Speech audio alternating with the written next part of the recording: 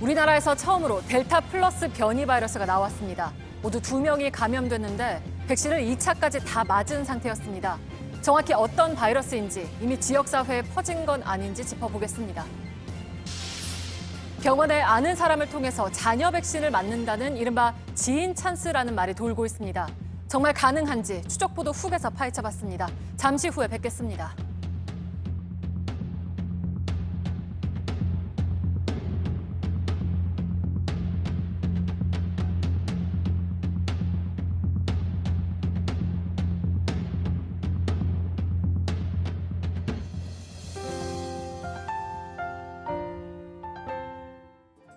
네, 다음은 코로나 소식입니다. 델타 변이가 한 번 더 변이한 델타 플러스 변이가 국내에서 처음 확인됐습니다.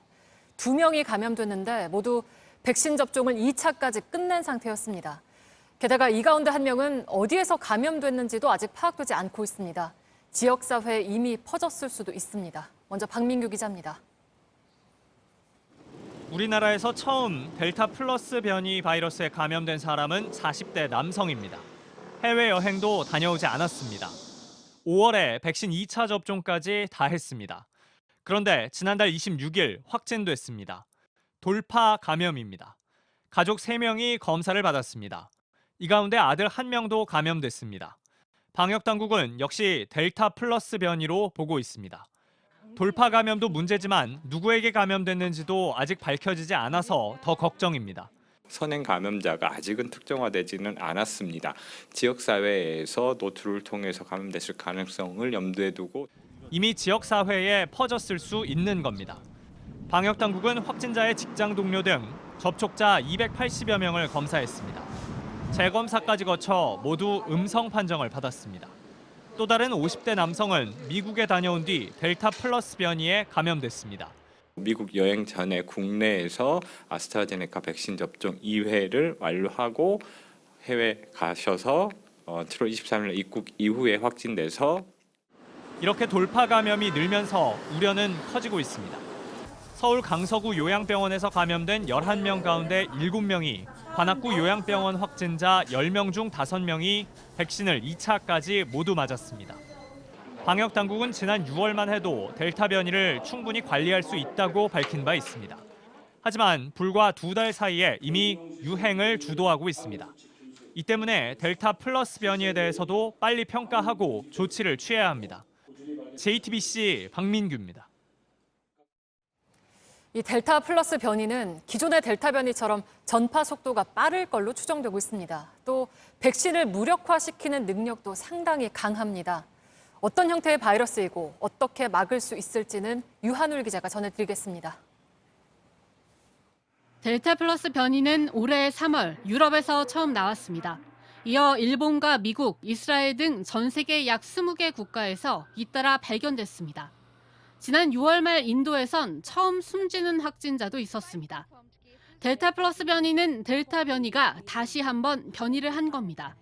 코로나 바이러스에서 인체 세포로 침투하는 문 역할을 하는 부위가 스파이크 단백질입니다. 델타 변이는 여기에 이미 한 차례 변형이 일어난 건데 K417N이라는 변이가 더 생겼습니다. 이 형태의 단백질 변이는 베타와 감마 변이에서 발견됩니다. 백신 효과를 떨어뜨리는 것으로 알려져 있습니다. 방역당국은 델타 플러스 변이가 기존 바이러스에 비해 백신을 무력화하는 능력이 최대 5배나 높다고 평가했습니다. 백신을 맞아도 안심할 수 없는 이유입니다. 전파 속도는 아직까지 연구 자료가 없습니다. 다만 델타 변이는 전파가 빠른 영국형 알파 변이보다 1.6배나 더 빠르게 퍼집니다. 델타 플러스 변이도 적어도 이만큼은 빠른 겁니다. 변이를 해서 치료제나 백신의 공격으로부터 회피해서 효과를 떨어뜨리고 코로나 바이러스의 유전체 감시 체계를 좀 더 강화해서 빈틈없이 예정된 백신 접종으로만 계속 나오는 변이 바이러스를 막기는 쉽지 않습니다. 지난 2월부터 백신을 맞은 고령층 등이 효과가 떨어지면서 돌파 감염의 대상이 될 수도 있습니다. 그래서 3차 추가 접종은 물론 방역 대책 전반을 다시 점검해야 합니다. JTBC 유한울입니다. 방역 수칙을 어기는 불법 유흥업소들은 여전히 있습니다. 최근 한 달 동안 정부가 수도권과 부산 쪽을 점검해서 12곳을 고발했고 경찰이 전국에서 116곳을 잡아냈습니다. 문 닫는 것보다 벌금 내는 게 낫다고 보는 업주들이 있는 겁니다. 임지수 기자입니다. 폐업 노래방을 빌려 차린 서울 강남의 유흥업소입니다. 경찰이 들이닥치자 비밀 창고에 숨었던 손님과 직원들이 모습을 드러냅니다. 이날 밤 12시 기준 확진자는 1,896명으로 역대 최다였습니다. 업소용 냉장고 뒤에 숨겨져 있던 문을 열자 남녀 20명이 숨어 있습니다. 이번엔 경기도 의정부시에서 불법 영업하다 경찰에 적발된 유흥업소입니다. 자, 그 손님들 분리하고 인적 사항 좀 확인 좀 해보라고. 경기도 수원에선 모텔 한 층을 통째로 빌려 불법 유흥주점을 꾸렸습니다. 경찰과 지자체가 힘을 합쳐 단속하고 있지만 방역 지침을 무시하는 유흥업소들은 끊이지 않고 있습니다. 정부 합동특별방역점검단은 지난달 8일부터 4주간 지자체와 합동 단속에 나서 불법 유흥업소 12곳을 찾아 고발했다고 밝혔습니다. 지난달 경찰이 전국에서 직접 잡아낸 불법 유흥업소는 116곳에 이릅니다. 지난달부터 업주는 물론 손님까지 300만 원 이하 벌금에 처하도록 처벌이 강화됐지만 별 소용이 없습니다. 벌금 받는 게 이제 이득이라고 이제 생각하는 업소들이 많다고 생각됩니다. 이런 계산을 했을 때 불법을 이제 선택하지 못하도록 하는 강력한 제재가 유흥업소만 걱정스러운 건 아닙니다. 식당과 노래방 등 정부 합동점검단이 행정처분하라고 지자체에 통보한 업체 중 과태료 이상을 받은 비율은 8.7%에 불과합니다. 처분을 결정하는 지자체가 대부분 계도에 그친다는 설명입니다. 행정처분 비율을 높이거나 반복적 위반에 대해선 구상권을 청구하는 등 보다 적극적인 대책이 시급하다는 지적입니다. JTBC 임지수입니다.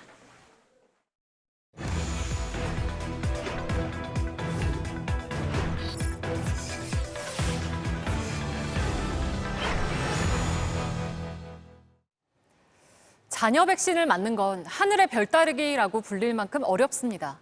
잘 나오지도 않고 나와도 금세 사라집니다. 그런데 어렵지 않게 백신을 맞았다는 사람들이 꽤 있습니다. 병원에 아는 사람이 있으면 된다는 지인 찬스 얘기도 들립니다. 정말 이게 가능한 건지 추적보도국 최승훈 기자가 추적해봤습니다. 지난 5월부터 남는 백신을 네이버와 카카오톡에서 예약할 수 있게 됐습니다. 하늘의 별 따기였습니다. 자동으로 클릭해서 예약까지 해주는 프로그램까지 나왔습니다. 돈을 받고 대신 예약해준다는 업자도 등장했습니다. 그런데 이보다 더 쉬운 방법이 있다는 제보가 들어왔습니다. 취재진은 한 40대 남성을 만났습니다. 아는 의사가 오라길래 거리가 좀 멀었지만 바로 가서 백신을 맞았다고 말했습니다. 또 다른 여성은 가족이 아는 의사를 통해서 백신을 맞았다고 했습니다. 이들이 말한 병원 중 한 곳에 전화를 걸었습니다. 병원 관계자와 알고 있어서 백신을 맞은 사람이 있는데 또 맞을 수 있는지 물었습니다. 좀 약이 생기면 먼저 좀 연락을 주실 수는 있을까요? 네, 그 성함하고 전화번호 한번 줘보세요. 고요. 010에 하연에 뭐 있으면 연락드릴게요. 어떻게 이런 일이 가능한 걸까? 예방접종 시행 지침에 따르면 백신이 남았을 때 네이버와 카카오톡에 먼저 올려야 합니다. 그래도 남으면 손으로 적는 예비 명단을 보조적으로만 쓸 수 있습니다.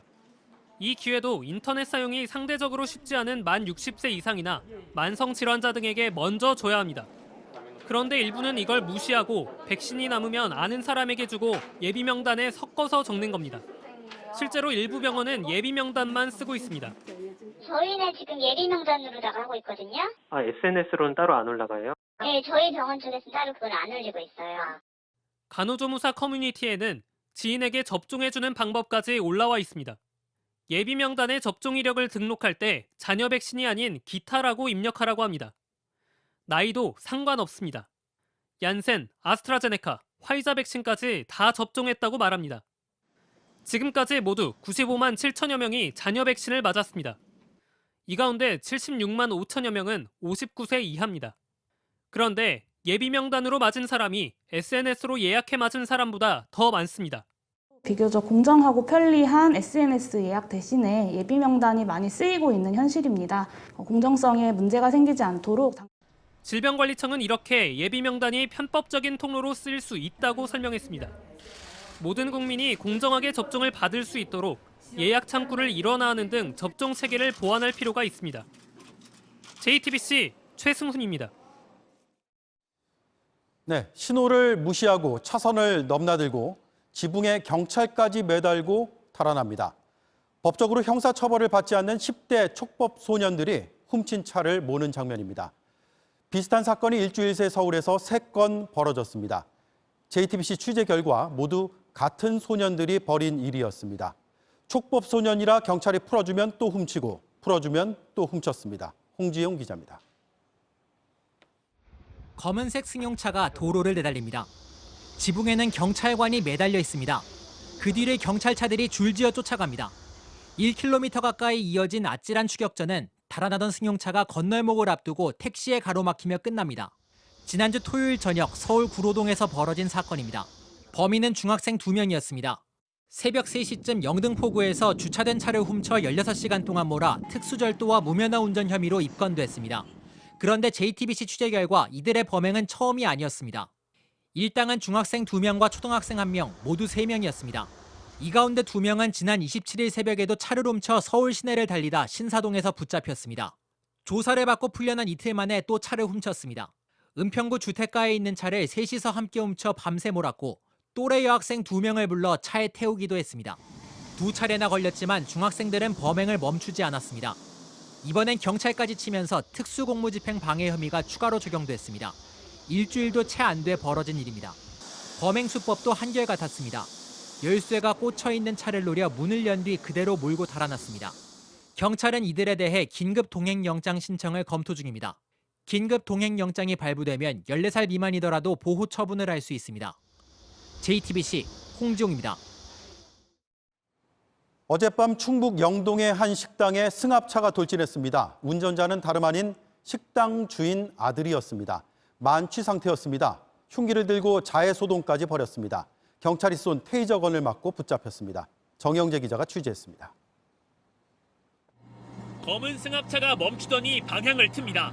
뒤로 빠지는 듯 하다가 불이 꺼진 가게로 돌진합니다. 신호하다가 후진이 안 되니까 다시 전진을 하시려고 악셀을 툭 밟으셔갖고 이게 공유증이 되니까 연기가 좀 나더라고요. 어젯밤 10시 10분쯤 충북 영동에서 일어난 사고입니다. 가게 문이 닫혀 다행히 다친 사람은 없었습니다. 44살 A씨가 차를 몰고 와 들이받은 겁니다.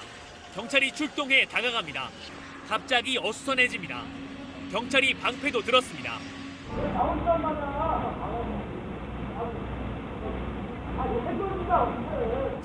A씨가 주방에 있던 흉기를 들고 자해하려 한 겁니다. 20분이 넘게 대치가 이어졌습니다. 결국 경찰이 테이저건을 쏴 붙잡았습니다. A씨가 몰던 차량입니다. 가게를 들이받으면서 떨어진 강화 유리 파편들이 그대로 놓여 있습니다. 차 오른편이 심하게 찌그러졌는데요. 이 차 안에 보시면 직접 마신 것으로 보이는 소주병도 놓여 있습니다. 사고 당시 A씨의 혈중 알코올 농도는 0.134%, 면허 취소 수준의 만취 상태였습니다. 이 상태로 충북 옥천에서부터 영동까지 20분가량 차를 몰고 왔습니다. 그리고 A씨가 들이받은 가게는 어머니가 운영하는 식당이었습니다. A씨는 알코올 중독으로 치료를 받고 있었는데 이날은 병원에서 막 퇴원한 날이었습니다. 경찰은 어머니가 경제적으로 도움을 주지 않아 홧김에 일을 벌인 것으로 보고 있습니다. 곧 구속영장을 신청할 예정입니다. 만약 영장이 기각되면 강제 입원을 시키기로 했습니다. JTBC 정영재입니다. 코로나19 백신을 맞고 부작용이 생기면 돈을 준다는 이른바 백신 보험이 우후죽순처럼 나오고 있습니다.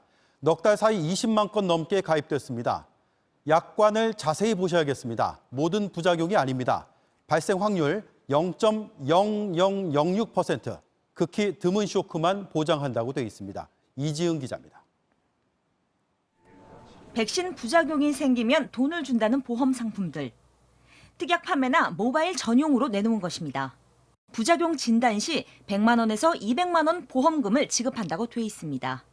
1년에 평균 2,000원의 싼 보험료를 앞세워 최근 넉 달간 계약된 수만 20만 건이 넘습니다. 백신 하면은 보통 부작용들이 많이 떠오르니까 혹시 모를 이런 위험들을 막고 싶어서 하고 싶은 생각이 있었습니다. 그에 대한 이런 상해들을 보장해주는 걸로 알고 있습니다. 하지만 대부분 중증 알레르기 반응인 아나필락시스 쇼크만을 보장하는 것입니다. 백신을 맞고 이 증상이 나타날 확률은 0.0006%입니다. 백신에 대한 불안감을 마케팅에 이용한다는 지적이 나오는 이유입니다. 대신 보험사들은 백신 접종자 가운데 적지 않은 사람이 호소하는 근육통이나 두통 등은 보장하지 않습니다. 금융감독원은 소비자에게 부작용 보장을 내세우는 보험 가입을 주의해달라고 당부했습니다. 이와 함께 보험사들이 백신 보험이란 용어로 소비자를 현혹하지 못하도록 광고 심의를 강화하기로 했습니다. 백신 보험이라는 말 자체가 소비자의 오해를 불러일으킬 수 있습니다. 근육통 같은 백신 부작용 전부를 보장하는 게 아닙니다. 백신 접종으로 아나필락시스 쇼크가 발생한 가능성은 매우 낮습니다. 무료로 부작용 보험에 가입시켜주겠다는 광고도 조심해야 합니다. 보험 가입을 대행하는 제휴업체가 연락처 등 개인정보를 요구하기 때문입니다. 내 신상이 각종 마케팅에 활용될 수 있다는 점을 주의해야 합니다. JTBC 이지은입니다. 원룸에 모여 필로폰을 투약한 외국인들이 구속됐습니다. 범행은 담배를 피우다 불이 나면서 들통났습니다. 환각 상태에 담을 넘고 화단을 건너 달아났습니다. 평소 마라톤을 즐기던 경찰관이 쫓아가 붙잡았습니다. 배승주 기자입니다. 경남 양산의 한 원룸입니다. 방 안에 쓰레기가 널려 있습니다. 빨대가 꽂힌 수상한 물건도 보입니다. 원룸 주인 A씨를 비롯해 태국인 6명이 자주 모이는 곳인데 이 중 5명은 불법 체류자입니다. 경찰이 필로폰을 보관한 봉지와 투약 도구를 발견합니다. 하나, 둘, 7, 8. 이들의 범행은 담뱃불을 제대로 끄지 않아 드러났습니다. 지난달 24일 오전 11시 15분쯤 이 원룸에서 불이 났다며 주민이 신고를 했습니다. 담뱃불에 계란판이 일부 타면서 연기가 난 겁니다. 불이 난 경위를 조사하러 출동한 경찰이 신분증을 요구하자 A씨는 그대로 달아났습니다. A씨는 필로폰을 투약해 환각 상태였습니다. 맨발로 전력 질주를 하면서 경찰들을 따돌렸습니다. 크로스 컨트리처럼 담을 넘었다가 하단을 지났다가 거의 1.5km 가량을 가면서 옷을 잡으니까 우통을 까고 달라버리고 힘이 얼마 좋든지. 하지만 마라톤과 철인 3종 경기를 즐겨하는 한 경찰관 앞에서는 소용없었습니다. 제가 철인 3종도 하고 마라톤도 풀코스를 100회 가량 했거든요. 지구력이 좀 되다 보니까. 경찰은 도주하다 붙잡힌 A씨를 포함해 원룸에서 마약을 들이마신 6명을 모두 구속하고 판매책을 쫓고 있습니다. JTBC 배승주입니다. 성범죄의 가해자가 숨지면 피해자는 극심한 2차 가해에 시달려왔습니다. 로펌미투는 대표 변호사가 수습 변호사에게 상습적으로 성범죄를 저지른 사건입니다. 역시 가해자가 극단적 선택을 해 공소권 없음으로 사건은 마무리됐습니다. 그런데 경찰이 피해자에게 보낸 수사 결과 통지서를 보니 이례적으로 가해자의 혐의가 자세하게 담겼습니다. 당사자인 피해자가 수사 내용에 대해 알 권리가 있다고 판단했습니다. 2차 가해를 줄이는 데 도움이 될 것으로 보입니다. 이자영 기자입니다. 로펌 성폭행 피해자 측이 경찰로부터 받은 수사 결과 통지서입니다. 피의자인 로펌 대표 변호사가 목숨을 끊으며 사건은 종결됐지만 지난해 사무실과 차 안에서 10차례에 걸쳐 피해자를 추행하고 성폭행한 혐의를 받아왔다는 사실이 적혀 있습니다. 내적 분량으로 이례적입니다. 수사를 한 내용에 대해서는 피해자도 당사자로서 이런 부분이 수사됐고 누가 이렇게 얘기했구나라는 거를 알아야 될 권리가 있어서. 피해 한 달 전 피해자가 지인과 대표 변호사가 호감을 표시해 곤란하다는 메시지를 주고받았다는 내용도 있습니다. 피해 이후 심리상담에서 피해자가 무력감을 느낀 것으로 보인다고 진술한 것도 적혔습니다.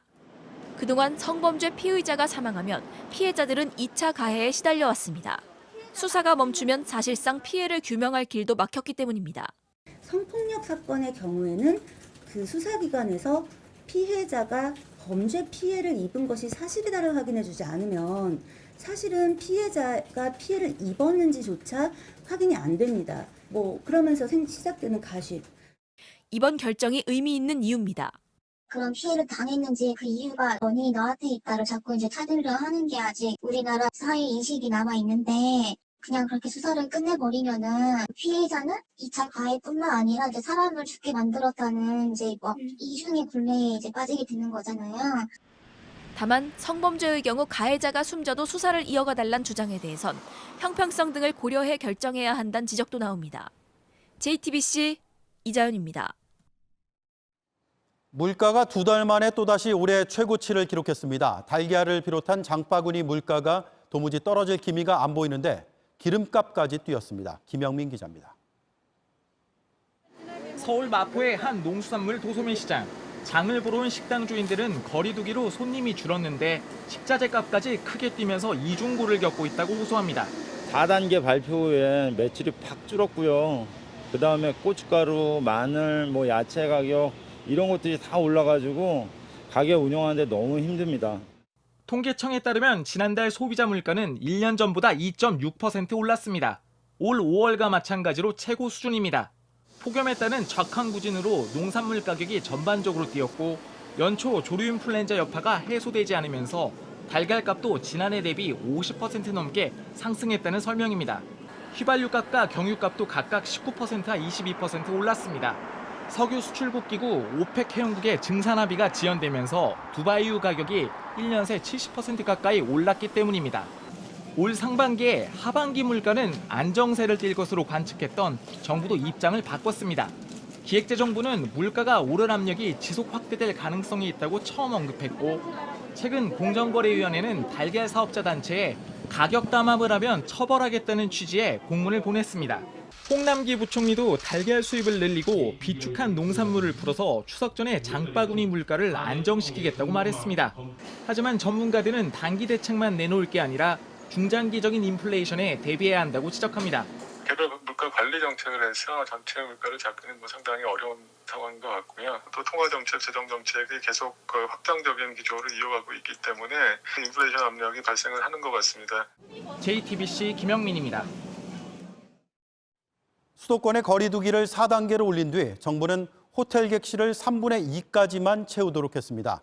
그런데 이 때문에 호텔에 장기 투숙을 했던 청년들이 쫓겨나는 일들이 벌어졌습니다. 서효정 기자입니다.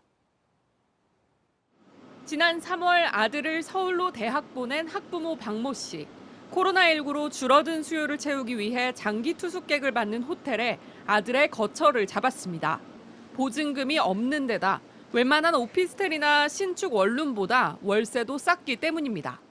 생각보다 가격이 저렴했고 지하철역하고도 굉장히 가깝고 안전하고 그런데 수도권 거리두기 단계가 4단계로 올라가면서 문제가 생겼습니다. 갑자기 방을 빼야 한다는 통보가 온 겁니다.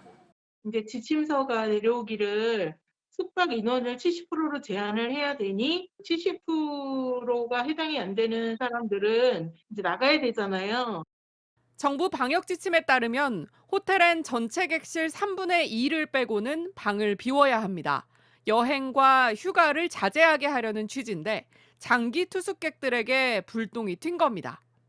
아이가 굉장히 많이 불안해했는데 그러다 보니까 이제 저희가 좀 서둘러서 올라가서 이제 집을 구하게 됐고 저희 수준에는 조금 더 오바되는 집을 구할 수밖에 없었죠. 수도권 거리두기 4단계 격상이 발표된 지난달 7일 이후 이 호텔에서 방을 뺏어나간 장기 투숙객만 30명이 넘습니다. 저희도 당연히 장사를 하고 싶고 누가 손님을 내쫓고 싶겠어요. 손님이 많이 차 있을 때랑 70% 차 있을 때랑 방역에 뭐가 이렇게 달라지나요? 방역에 도움이 되는 거는 제가 생각하기에는 딱히 없는 것 같아요. 저희도 손해고 손님도 손해인. 장기 투숙객을 받은 다른 호텔들의 사정도 크게 다르지 않습니다. 불만이 커지자 서울시에선 뒤늦게 4단계 격상 이전에 머물던 장기 투숙객들은 예외로 한다는 지침을 내렸습니다. 하지만 격상 발표가 난 지 나흘이 지난 뒤라 이미 나가버렸거나 나가기로 결정한 이들에겐 소용이 없었습니다. 하루 이틀 가갖고 노는 그런 호텔이 아니잖아요. 저희가 거기서 뭐 지인들을 불러서 파티를 하는 것도 아니고 거기서 사는 곳이었거든요. 코로나 4단계와 내가 집에서 나가야 되는 그게 연관관계가 있느냐. 정부의 탁상 행정과 지자체의 늑장 지침이 투숙객들을 2번 울린 셈입니다. JTBC 서효정입니다. 시중에서 파는 비빔 라면과 짜장 라면이 너무 짜고 기름지다는 조사 결과가 나왔습니다. 한 번에 2개 이상 먹으면 하루 영양 성분 기준치를 훌쩍 넘는 나트륨이나 포화지방을 섭취할 수 있다는 겁니다. 송지혜 기자가 보도합니다. 많을 때는 3개, 보통은 2개 먹는 것 같아요. 짜장라면이나 비빔라면 1개는 양이 너무 적어갖고 2개 정도 먹는 것 같아요. 확실히 코로나 때문에 더 먹는 횟수가 늘어난 것 같긴 해요. 한국소비자원이 소비자에게 인기가 높은 짜장, 비빔라면 15개를 조사했습니다. 그 결과 평균 나트륨 함량은 1일 영양성분 기준치의 61%, 포화지방 함량은 53%였습니다. 한 번에 2개를 먹을 경우 하루 기준치보다 나트륨은 23%, 포화지방은 7%를 더 섭취할 수 있는 겁니다. 실제 소비자원이 1000명에게 물었더니 36%가 한 번에 짜장이나 비빔라면을 1개 반 이상 먹는다고 답했습니다. 요즘엔 짜장라면과 비빔라면을 섞어 먹는 것도 인기입니다. 제품별로 2봉지씩 먹을 때의 나트륨 함량을 따져봤습니다. 오뚜기 진비빔면이 하루 기준치의 164%로 가장 높았고, 삼양식품 불닭볶음면 147%, GS25 PB 상품인 뉴공화춘 자장면 133% 순이었습니다. 다만 이들 라면의 용량이 다른 제품보다 많다는 점을 감안해야 한다는 의견도 있습니다. 조리법에 따라 나트륨과 포화지방 섭취량은 다를 수 있습니다. 물을 넣은 상태에서 스프를 넣고 조리면 섭취량이 최대치가 됩니다. 반면 면을 끓인 후 물을 버리고 스프를 넣으면 나트륨과 포화지방은 각각 54%, 49%씩 줄었습니다. 짜장 비빔라면은 소비자가 국물 섭취량을 조절할 수 없으므로 포화지방과 나트륨 섭취량을 줄일 수 있도록 사업자의 자율적인 저감화 노력이 더욱더 중요합니다. 영양 성분이 잘못 적힌 상품도 있었습니다. 이마트 노브랜드의 짜장라면은 포장지에 적힌 것보다 나트륨 함량이 많았고, 농심 올리브 짜파게티는 온라인에 공개한 영양 성분 정보가 실제와 달랐습니다. JTBC 송지혜입니다. 정부가 전직 대통령의 경호 인력을 늘렸습니다. 문재인 대통령 퇴임 준비에 나선 건데 일부는 다른 전직 대통령 경호에 투입될 수 있는 걸로 알려지면서 특별 사면을 염두에 둔 거란 관측이 나왔습니다. 당장 광복절 특사는 없을 거란 전망이 유력하지만 청와대는 임기 내 사면 가능성은 열어두고 있습니다. 박소연 기자입니다. 문재인 대통령이 퇴임 후 머물게 될 경남 양산의 평산마을입니다.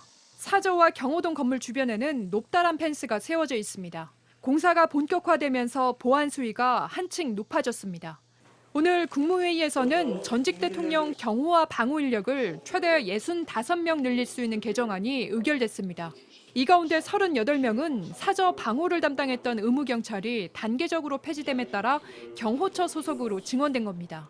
한편 일부가 다른 전직 대통령 경호에도 투입될 수 있는 것으로 알려지면서 특별 사면을 고려한 것 아니냐는 관측도 나왔습니다. 그러나 청와대 관계자는 확인해 줄 수 있는 내용이 없다며 말을 아꼈습니다. 당장 10여일 앞으로 다가온 광복절 특사는 없을 거라는 관측이 유력합니다. 사면심사위원회 위원장인 박범계 법무부 장관도 선을 그은 바 있습니다. 2분 전직 대통령 분들에 대한 사면은 8.15 사면은 어렵지 않을까. 그러나 가능성이 아예 닫힌 건 아닙니다. 특히 박근혜 씨를 먼저 사면하는 순차적 조치가 거론됩니다. 임기 내에 박 전 대통령 사면이 필요하다는 데엔 어느 정도 공감대가 형성됐다는 겁니다. 일단 대선 이후 사면 가능성이 있는 것으로 파악됐지만 여권 일각에서는 대선 이전에 야권 분열을 노린 사면 카드가 검토될 수 있다는 시각도 있습니다. JTBC 박수연입니다.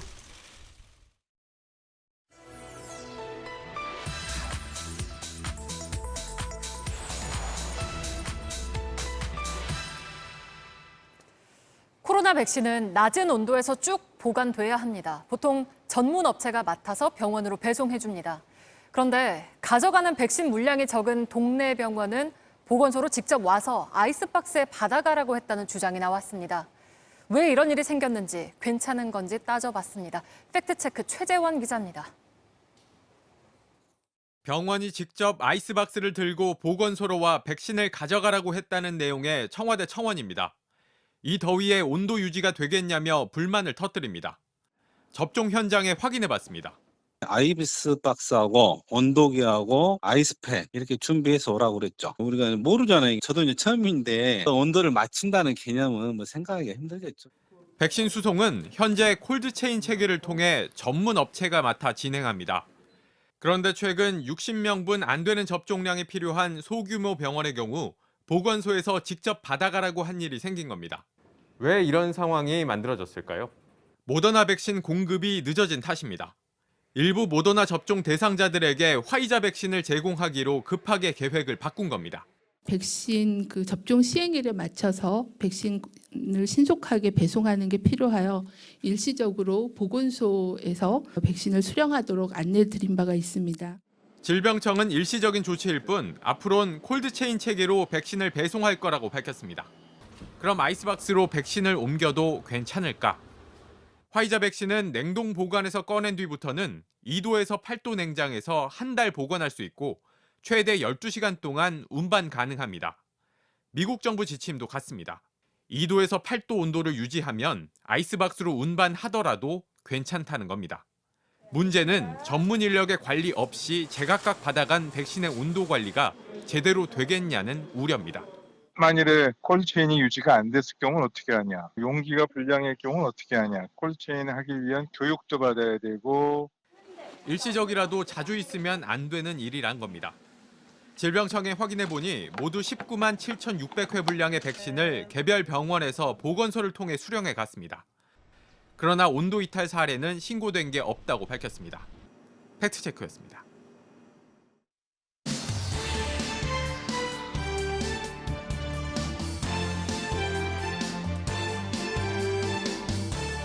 뉴스디의 신문 이야기 백브리핑 시작합니다. 첫 번째 브리핑은요. 고니의 후임은입니다. 흔히 백조라 부르는 천연기념물 제201호 이 고니요. 아니면 이 고니를 말하는 걸까요? 이 패가 단풍이 아니라는 거에 내 돈 모두하고 내 손모가지 건다. 쫄리면 돼지시던지. 네, 둘 다 아닙니다. 바로 이 고니의 후임을 찾고 있습니다. 슈퍼태풍 고니가 어제 필리핀 루손 섬 남부를 휩쓸었습니다. 알베이주에서는 마연화산에서 흘러나온 바위와 진흙더미에 주택 300여 채가 묻혔는데 주민들이 산채로 함께 매몰돼 있을 가능성도 있습니다. 태풍 고니 말이었는데요. 태풍 이름은 세계기상기구 태풍위원회 14개 회원국이 10개씩 제출한 이름 140개를 차례대로 붙이고 있는데요. 회원국은 이 자국에 막대한 피해를 입힌 이름은 제외할 것을 요청할 수 있습니다. 앞서 보신 것처럼 지난해 필리핀을 관통해 수백 명의 사상자를 낸 고니. 지난 2월 태풍위원회 총회에서 퇴출됐습니다.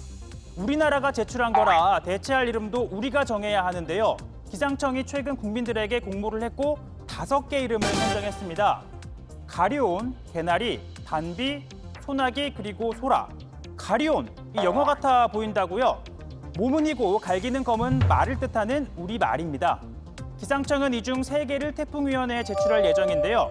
이 우리말로는 괜찮지만 다른 나라 입장에서는 의미나 발음이 부적절하다라고 판단하면 거부할 수 있기 때문입니다. 아무튼 이 고니를 대체할 새 태풍 이름은 내년 2월 말 총회에서 결정이 되는데요. 여러분들은 어떤 게 가장 마음에 드는, 아니 이 큰 피해를 입히지 않고 소멸될 수 있는 최적의 태풍 이름으로 보이시나요?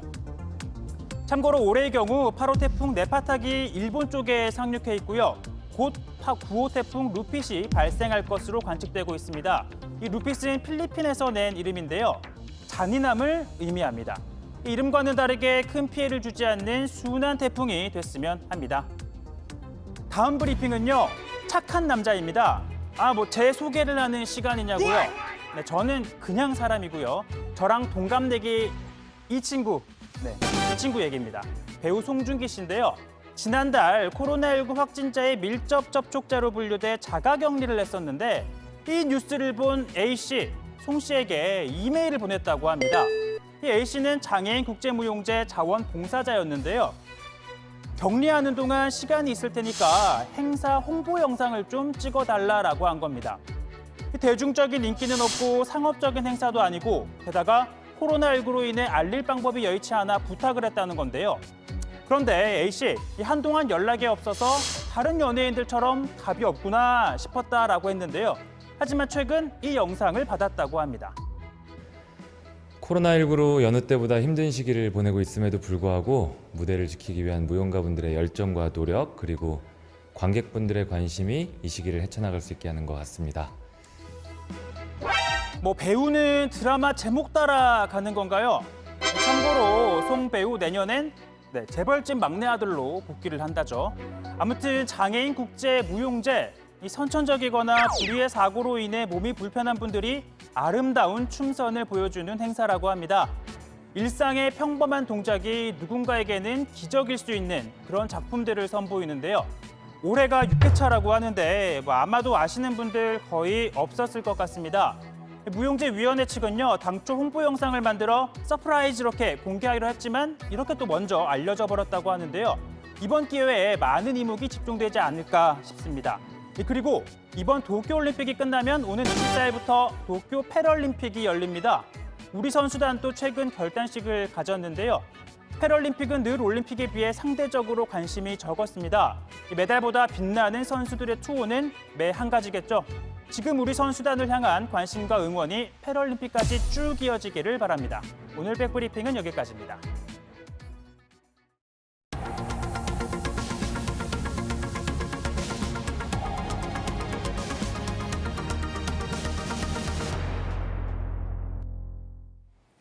마이크로소프트 창업자인 빌 게이츠와 부인 멀린다 게이츠가 결혼 생활 27년 만에 공식 이혼했습니다. 빌 게이츠의 재산 175조 원은 둘이 나눠 갖기로 했고 법원은 공평하다고 승인했습니다. 홍희정 특파원입니다. 둘이 함께 대규모 자선재단을 운영하며 모범적 부부로서의 면모를 과시해온 빌 게이츠와 멀린다 게이츠가 완전히 남남이 됐습니다. 1994년 하와이에서 비밀 결혼식을 올린 후 27년 만에 공식 이혼한 겁니다. 지난 5월 이혼 신청서를 제출한 후로 3개월 만입니다. 미국 워싱턴주 킹카운티 법원은 게이츠 부부의 결혼 생활이 돌이킬 수 없을 정도로 파탄났다며 최종 승인했습니다. 175조 원에 달하는 빌 게이츠의 재산은 둘이 나눠 갖기로 했습니다. 법원은 두 사람이 계약서 조건에 따라 재산을 분할하는 게 공정하고 공평하다고 평가했습니다. 재산 분할과 관련한 추가 소송은 없다는 점도 명시됐습니다. 둘 사이의 세 자녀 모두 미성년자가 아니라는 점에서 자녀 양육권이나 양육비와 관련한 문제도 없는 것으로 정리됐습니다. 앞서 두 사람은 이혼 합의 소식을 전하면서 공동으로 설립한 자선재단은 계속 함께 운영하겠다고 했습니다. 멀린다 게이츠는 아직 법원에 개명 요청을 하진 않았습니다. 로스앤젤레스에서 JTBC 홍희정입니다. 중국 정저우시에서는 2주 전에 내린 폭우로 인한 사망자가 300명에 달하는 걸로 파악됐습니다.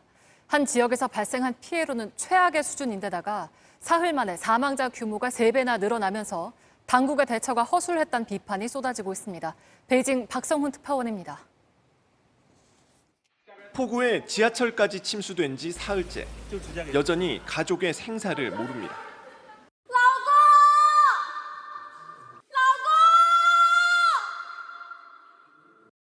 상하이에서 정저우로 출장 간 남편이 폭우 직전 통화를 끝으로 연락이 끊겼습니다.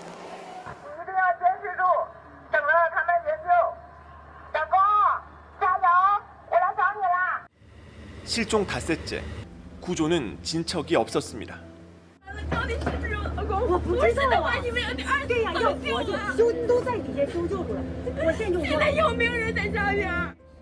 기다리던 남편은 끝내 돌아오지 못했습니다. 지난달 21일 중국 정저우 지역에 내린 폭우로 지금까지 290명 넘게 숨진 것으로 파악됐습니다. 특히 폭우가 퍼부은 당일 25명으로 집계됐던 사망자 수는 점점 늘어났고 불과 최근 사흘 사이에 3배까지 치솟았습니다. 실종자도 10명에 달해 단일 지역 피해로 사상 최대 수준입니다. 사전 예보가 늦었고 지하철 운행을 중단시키지 않는 등 대처가 허술해 피해를 키웠다는 비판이 쏟아지고 있습니다. 사태 축소 논란까지 나오면서 중국 정부는 뒤늦게 진상조사단을 꾸렸습니다. 베이징에서 JTBC 박성훈입니다. 지금 도쿄올림픽 선수촌 근처에는 대한체육회가 운영하는 급식 지원센터가 있습니다. 우리 선수들을 위한 건데요. 일본 정부가 후쿠시마산 식자재를 피하려는 의도가 아니냐면서 우리 정부에 문제를 제기했다는 일본 언론의 보도가 나왔습니다. 하지만 우리 정부는 전달받은 문제가 없다고 합니다. 결국 일본 정부가 원한 게 일본 내 여론을 다스리는 것이었다는 분석이 있습니다. 도쿄에서 윤서령 특파원입니다. 일본 교도통신은 복수의 정부 관계자를 인용해 보도했습니다.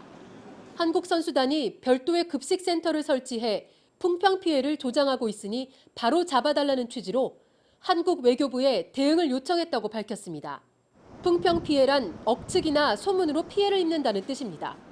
한국이 후쿠시마산 식자재를 피하기 위해서 따로 급식센터를 운영하는 바람에 후쿠시마의 이미지가 괜히 손상됐다는 주장을 한 겁니다. 선수촌에서 20분 거리에 있는 급식센터입니다. 이 급식센터는 2008년 베이징 올림픽 이후 거의 매번 운영돼 왔습니다. 이번에만 특별히 마련된 게 아닙니다. 실제로 우리 정부는 일본 정부로부터 어떠한 문제 제기도 전달받지 못한 것으로 확인됐습니다. 결국 일본 정부가 자국 언론을 통해 국내 여론 다독이기에 나섰던 것으로 해석됩니다. 올림픽을 계기로 후쿠시마 농수산물을 홍보하려 했지만 되레 방사능 문제가 부각되면서 민심이 악화되고 있어서입니다. 復興五輪はどこへ行ったっていう意見も結構根強く、かなりね、県民実はがっかり。農林水産品、これが安全である、こういったことをですね、世界に向けてもアピールする機会、こんなふうにしていきたい。 이런 가운데 도쿄올림픽 조직위원회가 마련한 선수촌 식당에 대한 불평도 잇따르고 있습니다. 음식을 먹고 복통을 일으켰다거나 심한 설사와 구토를 했다는 하소연이 나옵니다. 도쿄에서 JTBC 윤서령입니다. 내일도 전국 곳곳에 강한 소나기가 내리겠습니다. 새벽까지 충청 전라권 내륙을 중심으로 5에서 50mm, 오후에는 강원 내륙과 충청 남부 등을 중심으로 5에서 40mm의 비가 예상됩니다. 습도가 높아지면서 내일 낮 최감 온도는 서울 33도, 대전과 대구 35도로 덥겠습니다. 오늘 뉴스룸은 여기까지입니다. 저희는 내일 다시 새롭게 뛰겠습니다. 고맙습니다.